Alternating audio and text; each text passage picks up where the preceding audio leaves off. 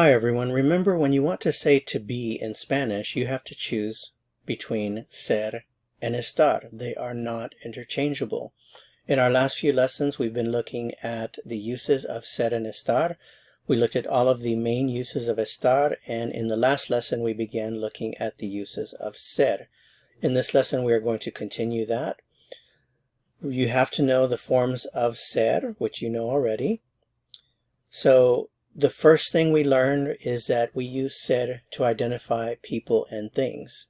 So if you're thinking of ser and estar and you're trying to decide which one to use, if you're identifying a person or if you're identifying an object, you use ser.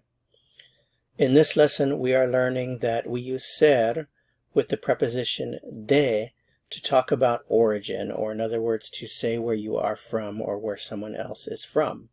So let's look at some examples. The question, where are you from? If I'm using usted, the question is, ¿de dónde es usted? ¿De dónde es usted? If I'm using tú, the question would be, ¿de dónde eres tú? ¿De dónde eres tú? Or you could simply drop the tú and ask the question, ¿de dónde eres? If I want to say I am from, in Spanish, this is soy de. Soy de. So I am from Mexico would be soy de México.